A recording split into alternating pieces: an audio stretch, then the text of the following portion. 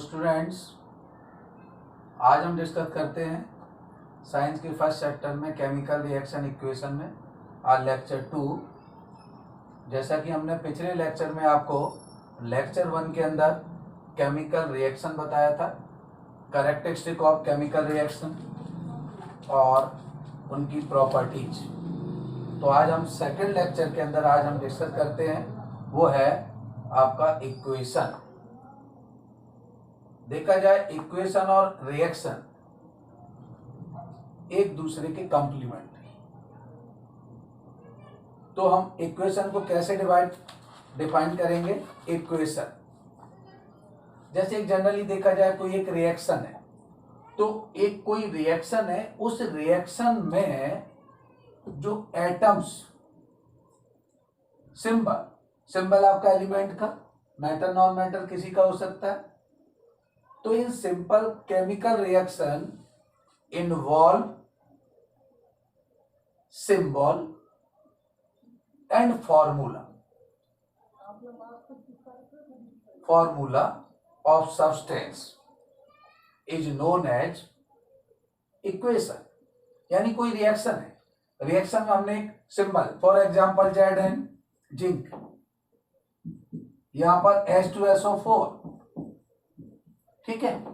तो ये आपका जिंक है मैटर, ये सल्फ्यूरिक एसिड है, ये रिएक्ट करके प्रोडक्ट बना लिया।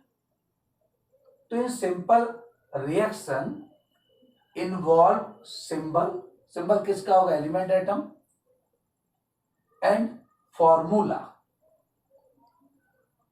Is known as equation, chemical equation. तो इसको कैसे डिफाइन कर सकते हैं?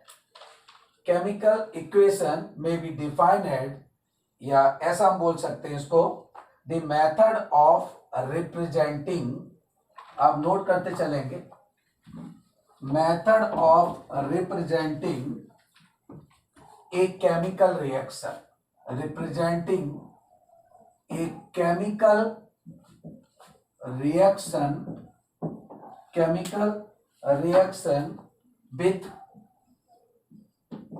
with the help of symbol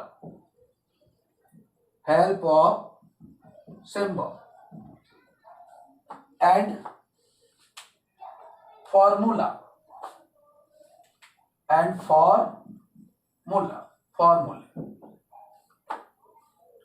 तो this substance, या in this method representing एक chemical reaction with the help of किसी भी एलिमेंट का यहाँ पर सिंबल और फॉर्मूला, अगर ये चीज उसके अंदर रिप्रेजेंट कर रहा है, द सब्सटेंस, यानी ये उसके अंदर सिंबल भी इन्वॉल्व है, फॉर्मूला भी है, तो वो क्या होगा आपका एग्जाम्पल? वो होगा केमिकल इक्वेशन।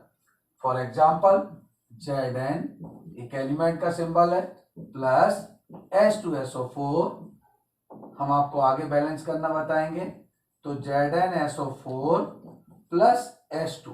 तो एक केमिकल रिएक्शन के अंदर सिंबल, एलिमेंट, सब्सटेंस ऑफ, यानी किसी भी सब्सटेंस का फॉर्मूला, ये जो चीज है रिएक्शन के अंदर अगर हम इन्वॉल्व होंगी, तो ये आपका एग्जाम्पल किसका होगा? यानी ये नोन एज केमिकल इक्वेशन। तो कैसे? The method representing a chemical reaction with the help of symbol formula is known as chemical equation। किसी भी रिएक्शन में अगर कोई किसी एलिमेंट का सिंबल है, फॉर्मूला उसके अंदर यूज हो रहा है, तो वो आपकी केमिकल इक्वेशन। ध्यान रखना, इन simple chemical reaction involve different type of symbol of element atom and formula and to form a different type of product। तो जिस रिएक्शन में आपका सिंबल और फॉर्मूला इन्वॉल्व हो रहा है, तो ये आपका क्या होगा? केमिकल इक्वेशन होगा। ठीक है, जैसे हमने बताया Zn प्लस H2SO4, तो Zn एक एलिमेंट का सिंबल, H2SO4 आपका एसिड है, ठीक है, तो फॉर्मूला है। ये जब इन्वॉल्व होंगे तो वो आपका एग्जाम्पल क्या होगा? यानी वो डेफिनेशन जो होगी वो केमिकल इक्वेशन। अब हम यहाँ पर लेते हैं कि केमिकल इक्वेशन को हम कैसे उसको और रिप्रेजेंट कर सकते हैं। तो केमिकल इक्वेशन को हम दो टाइप से, टू टाइप या टू वे है यहाँ पर। नंबर वन है word equation. Word equation, word equation को हम कैसे बोल सकते हैं? वर्ड इक्वेशन, वर्ड क्या होगा? Word equation. तो वर्ड इक्वेशन के अंदर क्या होगा? कोई यहां पर जो लिखा होगा वो वर्ड के अंदर होगा। जैसे मैंने अभी बोला zinc plus sulphuric acid, sulphuric acid, right. तो जिंक वर्ड में है, सल्फ्यूरिक एसिड वर्ड में लिखा है, तो प्रोडक्ट क्या बनेगा आपका? Zinc sulphate, zinc sulphate plus hydrogen. यानी इस टाइप से हम इक्वेशन को लिख सकते हैं। तो देखिए बेटा, जिंक वर्ड के अंदर है, जिंक सिंबल नहीं, तो ये आपका zinc plus sulphuric acid gives zinc sulphate plus hydrogen. तो ये वर्ड के फॉर्म में है, तो इस टाइप की इक्वेशन क्या होगी? Word equation. टू वे के अंदर हम वर्ड इक्वेशन बता सकते हैं कि जब किसी सिंपल केमिकल रिएक्शन के अंदर वो वर्ड के फॉर्म में लिखा है। जिंक यहां पर Mg ले सकते, मैग्नीशियम, कॉपर ले सकते, लेकिन एलिमेंट के सिंबल के फॉर्म में नहीं होगा, यहां वर्ड के फॉर्म में होगा। तो this type of equation is called word equation, right. तो कौन सी इक्वेशन हो गई? Word equation, right. अब हम लेते हैं यहां पर, समझ जाएंगे ना, जिंक की जगह हम Mg ले सकते हैं, Mg। अब मैग्नीशियम, ठीक है, मैग्नीशियम आप समझ लें, मैग्नीशियम प्लस सल्फ्यूरिक एसिड। लेकिन मैग्नीशियम हमने यहां Mg नहीं लिखा, हमने क्या वर्ड के फॉर्म में लिखा? Magnesium plus sulphuric acid. तो ये वर्ड के फॉर्म में है, तो इसको हम क्या बोलेंगे? ये वर्ड इक्वेशन है। क्या इक्वेशन है? Word equation. Second,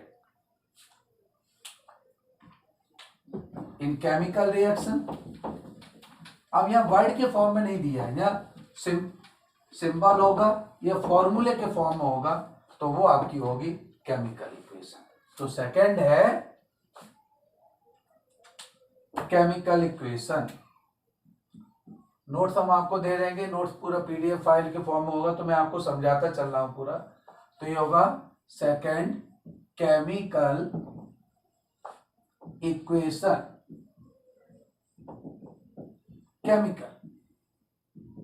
chemical equation, word equation, word मैंने आपको बता दिया, जब कोई भी रिएक्शन वर्ड के फॉर्म में दी है तो वर्ड इक्वेशन है।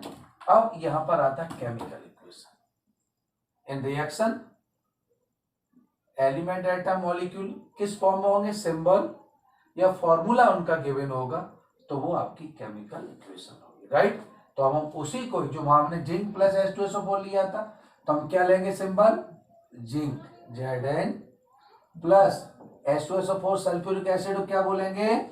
या H2SO4, राइट। तो क्या बना आपका? ये बना आपका ZnSO4 प्लस H2, राइट। तो यहां फॉर्मूले के फॉर्म में, सिंबल के फॉर्म में, तो ये जो एग्जांपल होगा वो केमिकल इक्वेशन होगा। तो ध्यान रखिए, वर्ड के फॉर्म में होगा वर्ड इक्वेशन, फॉर्मूला गिवन है, सिंबल है, तो वो आपका केमिकल इक्वेशन है। इतना क्लियर हुआ? तो जेड ये हम आपको बैलेंस करना बताएंगे। मैंने आपको पेज 9 पे भी बताया था कि इसके लिए हमें थोड़ा सा कि जिंक कौन से ग्रुप का है या कितने इलेक्ट्रॉन दे रहा है, सल्फ्यूरिक एसिड में कितना प्रोटॉन, तो ये चीज थोड़ा सा आना चाहिए। तो मैं आपको चार्ट के थ्रू बता देंगे, ठीक है। तो Zn plus H2SO4 gives ZnSO4 plus H2।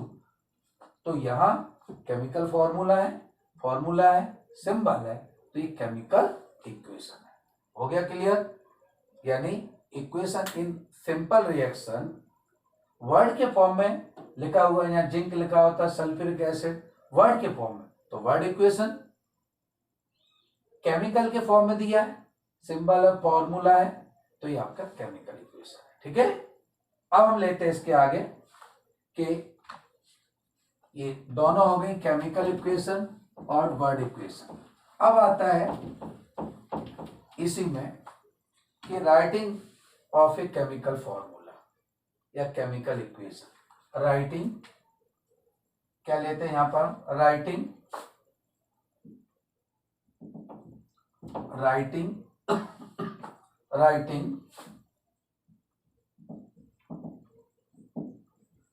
Of a chemical equation, writing of a chemical equation. ठीक है, तो हम केमिकल इक्वेशन को कैसे लिखेंगे, केमिकल इक्वेशन को कैसे लिखा जाएगा। तो सबसे पहले केमिकल इक्वेशन को लिखने का क्या वो है, फर्स्ट पॉइंट आता है। फर्स्ट पॉइंट क्या लिखेंगे हम, कोई सिंबल है या फॉर्मूला है, एक लेफ्ट हैंड साइड एक राइट हैंड साइड, ध्यान रखिए। तो फर्स्ट पॉइंट है symbol formula return left hand side. तो जैसे आपका LHS, लेफ्ट हैंड साइड को हम क्या बोलेंगे, LHS। जैसे द सिंबल ऑफ फॉर्मूला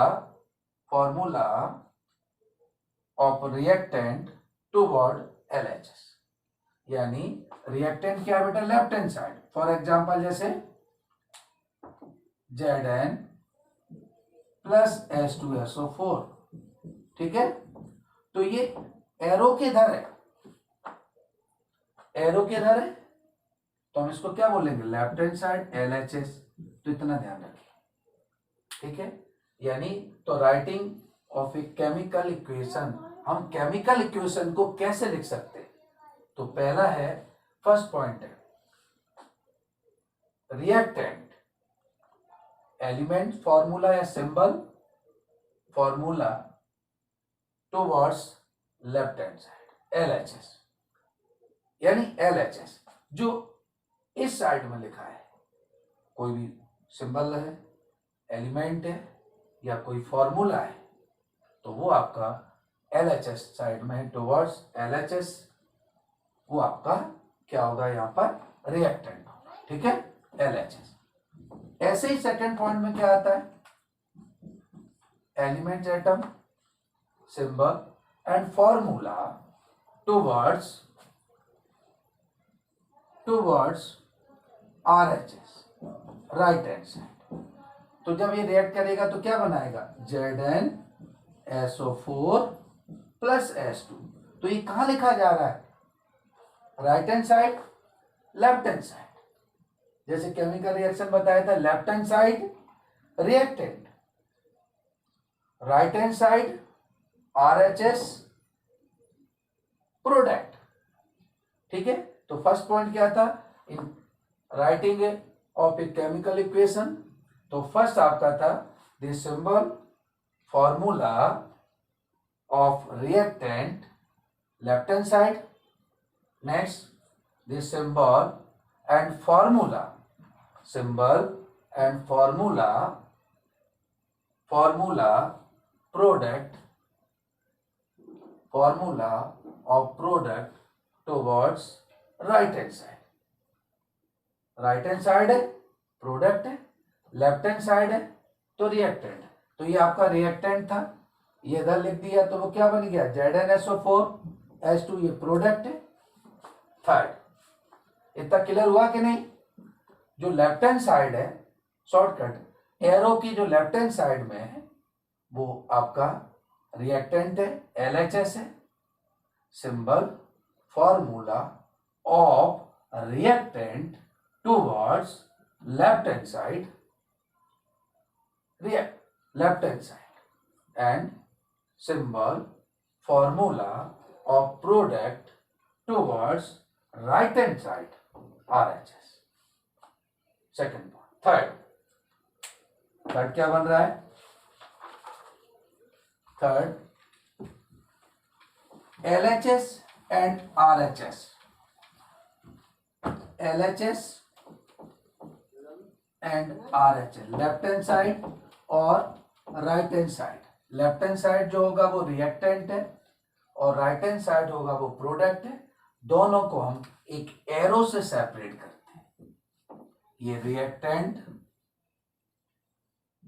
भाई एनटीएससी के अंदर हमें बेसिक बहुत अच्छे स्ट्रॉन्ग करना पड़ेंगे, क्योंकि एनटीएससी में काफी अच्छे क्वेश्चन आते हैं कंपटीशन लेवल के, ठीक है। तो रिएक्टेंट कहाँ है? Left hand side. Right hand side क्या होगा? प्रोडक्ट, ठीक है। तो ये LHS RHS, ठीक है। तो LHS RHS यानी symbol formula of a reactant towards left hand side is called, यानी towards left hand side, symbol formula of product towards right hand side. तो ये आपका, ठीक है। अब when reactant and product, third point में आता है, both are separate by arrow. ये प्रोडक्ट और रिएक्टेंट दोनों एक एरो से सेपरेट करते हैं। तो एरो की इधर जो टेल है वो रिएक्टेंट का है, LHS है, और उसका जो ये एरो जो इंडिकेट कर रहा है वो प्रोडक्ट को कर रहा है। आगे चल के रिएक्शन अंदर भी हो सकती है, तो इतना ध्यान रखेंगे। LHS reactant, RHS product, both are separate by arrow. तो ये जो एरो है वो दोनों को सेपरेट करता है। तो ये आपका writing of a chemical equation, left hand side में रिएक्टेंट है, राइट हैंड साइड में प्रोडक्ट है। तो ये आपकी केमिकल इक्वेशन थी। कोई सिंपल रिएक्शन में जो आपके सिंबल, एलिमेंट, एटम, मॉलिक्यूल, आपके फॉर्मूला जो इन्वॉल्व होंगे तो वो आपकी केमिकल इक्वेशन है। केमिकल इक्वेशन को हमने 2 वे में रिप्रेजेंट किया था, एक वर्ड इक्वेशन, एक आपकी केमिकल इक्वेशन। तो वर्ड इक्वेशन में जो एलिमेंट है उसका फॉर्मूला न लिख के हम उसको वर्ड के फॉर्म में लिखेंगे, और केमिकल इक्वेशन के अंदर हम देंगे उसको वर्ड में न लिख के हम उसके फॉर्मूले के, सिंबल के फॉर्म में लिखेंगे, वो आपका केमिकल इक्वेशन। तो ये मैंने आपको बताया writing of a chemical equation. किसी भी रिएक्शन को हम जब इक्वेशन को लिखेंगे तो उसमें सिंबल जो भी एलिमेंट है वो लेफ्ट हैंड साइड में एरो के वो रिएक्टेंट है, राइट हैंड साइड में है तो प्रोडक्ट है। तो RHS LHS। Next third point था कि both product and reactant both are separated by arrow, ये एरो से सेपरेट हो। तो ये मैंने आपको आज अभी writing of a chemical equation बताई। अब मैं आपको यहां पर लेता हूं, छोटी सी हेडिंग डालेंगे आप लोग, वो है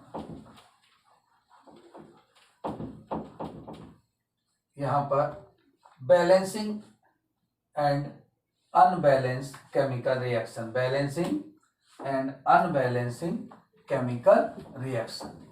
तो बैलेंस और अनबैलेंसिंग केमिकल रिएक्शन क्या है?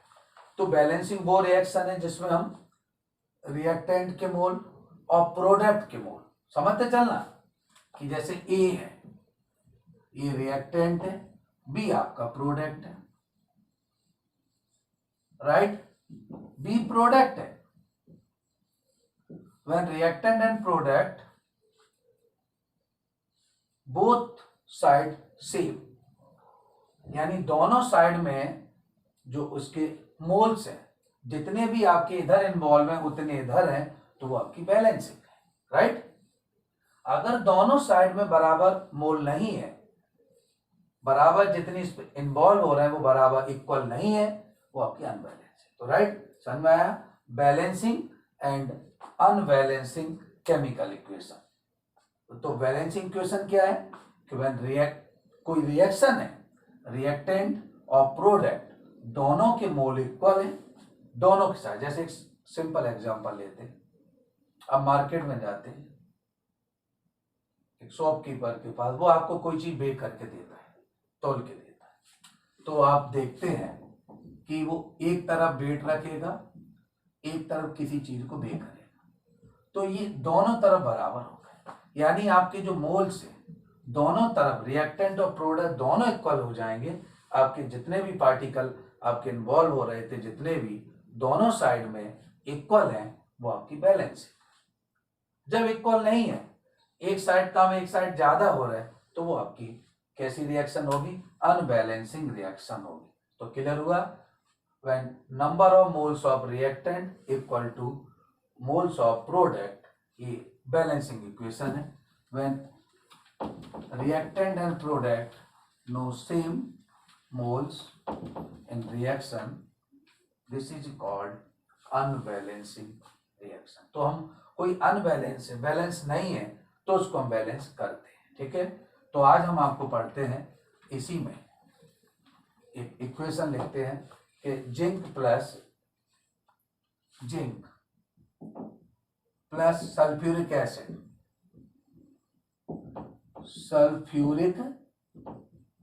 तो ये मैंने वर्ड के फॉर्म में लिखी है। ठीक है, तो क्या बनेगा? Zinc sulphate plus hydrogen. ध्यान रखिए, जिंक सल्फेट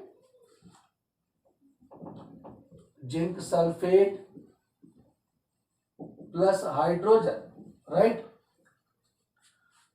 तो ये कौन सी इक्वेशन हो गई है? वर्ड इक्वेशन, क्योंकि वर्ड के फॉर्म में, केमिकल के फॉर्म में Zn plus H2SO4 zinc sulphate plus hydrogen, right. तो इसी को लेकर हम बताते हैं कैसे हम इसको बैलेंसिंग करना सीखें, राइट। तो सबसे पहले ये इक्वेशन है, तो यहां पर हम 3 कॉलम बनाते हैं। आप साथ साथ बनाते चलिए। 3 कॉलम। तो फर्स्ट कॉलम में हम लेते हैं element.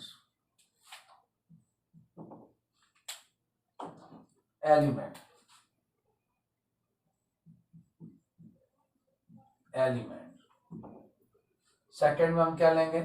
Number of atom in reactant. Number of atom in reactant. तो यहां क्या लिखेंगे? अब प्रोडक्ट में आ जाएगा number of atoms in product. थोड़ा समझते चलना। तो नंबर ऑफ एलिमेंट्स इस रिएक्शन में देखो, तो हम यहां एलिमेंट लिखेंगे इसके अंदर। तो पहला एलिमेंट कौन है? Zinc.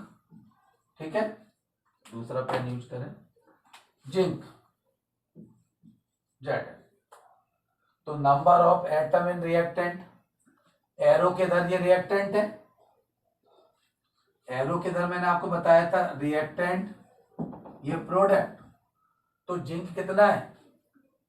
Number of reactant, number of atom in reactant, zinc single है। चलिए, प्रोडक्ट बन रहा है तो जिंक तो एक ही है, राइट। चलिए, अब लेते हैं सेकेंड हाइड्रोजन। यहां लिखेंगे हाइड्रोजन H सिंबल। कितने रिएक्टेंट में? ये रिएक्टेंट है तो 2 ही है ना। प्रोडक्ट में कितने हाइड्रोजन है? 2। रिएक्टेंट प्रोडक्ट बराबर है 3rd। हाइड्रोजन हो गया। अब देखो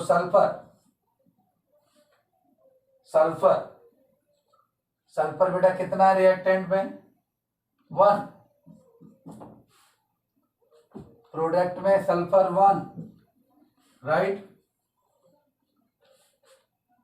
अब हम ऐसे और या ऊपर ले सकते हैं।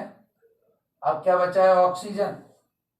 ऑक्सीजन इधर कितना है? 4। रिएक्टेंट में 4, प्रोडक्ट में भी 4। तो बताइए, रिएक्टेंट और प्रोडक्ट में इक्वल मोल हो रहे हैं? हो रहा है कि नहीं? तो ये बैलेंसिंग इक्वेशन है। ध्यान रखिए, यही बैलेंसिंग है। रिएक्टेंट जिंक 1, प्रोडक्ट में जिंक 1, सेकेंड हाइड्रोजन 2, प्रोडक्ट में हाइड्रोजन 2। फिर सल्फर सिंगल, यहां भी सिंगल, फिर क्या बचा है ऑक्सीजन 4, तो वो साइड सेम मोल हो गए, बराबर हो गए। This type of reaction is called balancing equation या बैलेंसिंग रिएक्शन। हो गया क्लियर?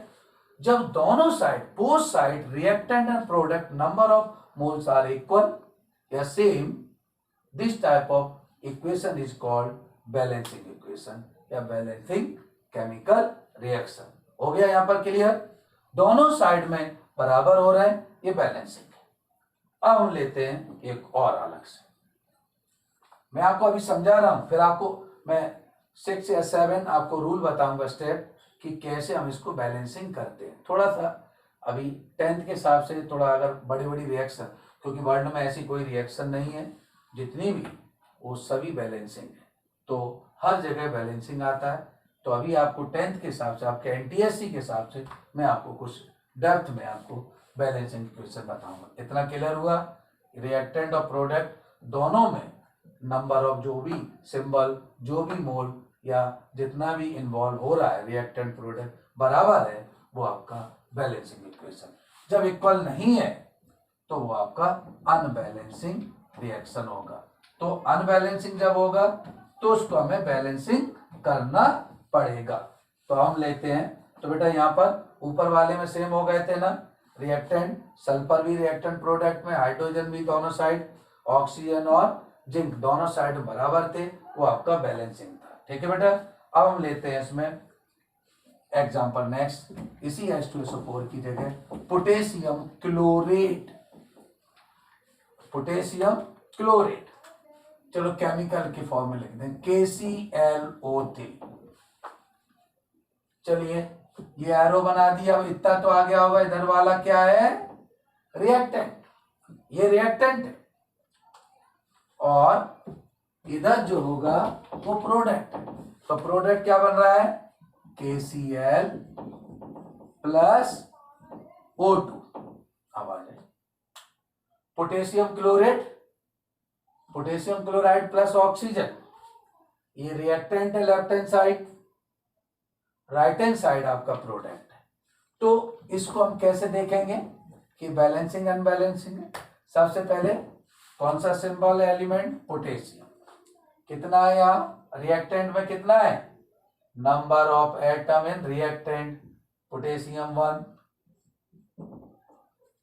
यहां भी प्रोडक्ट है तो पोटेशियम 1, तो पोटेशियम तो बराबर हो गए। सेकंड क्लोरीन, इधर 1 उधर भी 1, हो गया क्लियर? थर्ड ऑक्सीजन, इधर कितना है 3, इधर कितना है 2, तो बेटा यहां इक्वल नहीं हुआ ना, तो this type of reaction is known as unbalancing reaction. अब समझ में आ गया होगा कि रिएक्टेंट प्रोडक्ट में जब इक्वल मोल नहीं है, बराबर नहीं है, तो वो आपका अनबैलेंसिंग है। तो ऐसी रिएक्शन को फिर हम आगे आपको कि इसको हम कैसे बैलेंस करेंगे, ठीक है? तो यहां पर देखो, तो हम इसमें क्या लिखेंगे, potassium and chlorine both are same in reactant and product, but oxygen जो है यहां पर क्या है, ऑक्सीजन रिएक्टेंट एंड प्रोडक्ट में सेम नहीं है। तो this type of chemical reaction या this type of equation is known as unbalancing chemical equation, right? तो पोटेशियम और क्लोरीन दोनों साइड सेम है, लेकिन ऑक्सीजन सेम नहीं है, तो ये आपकी अनबैलेंसिंग रिएक्शन है। तो इसी अनबैलेंसिंग रिएक्शन को हम नेक्स्ट लेक्चर में आपको बैलेंसिंग सिखाएंगे। थोड़ा सा ये डेप्थ में पढ़ना पड़ेगा, क्योंकि कैसे हम उसको स्केलेटन के फॉर्म में लिखेंगे, 6 या 7 स्टेप में हम इसको ब्रेक करेंगे, ठीक है? थोड़ा सा डेप्थ में, थोड़ा सा हाई लेवल का डिस्कस करेंगे। तो अभी आज हमने आपको क्या बताया, केमिकल इक्वेशन, यानी किसी भी, थोड़ा रिवाइज करते, किसी भी सिंपल रिएक्शन में जो आपके एलिमेंट्स है, जो सिंबल है, फॉर्मूले को हम अगर वो फॉर्मूले उसके अंदर हमने उसके अंदर यूज किया है, फॉर्मूले को हमने लिखा हुआ है, ठीक है, वो आपका chemical reaction. Chemical equation. Chemical equation को हमने दो पार्ट में लिया था कि अगर कोई फॉर्मूला प्रोडक्ट या रिएक्टेंट में वर्ड के फॉर्म में है तो वर्ड इक्वेशन, वो सिंबल या फॉर्मूले के फॉर्म में लिखा है तो वो आपका केमिकल इक्वेशन है।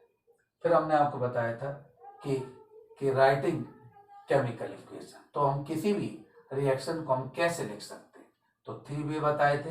पहला था एरो किस तरफ वाला, LHS, left hand side reactant, right hand side product.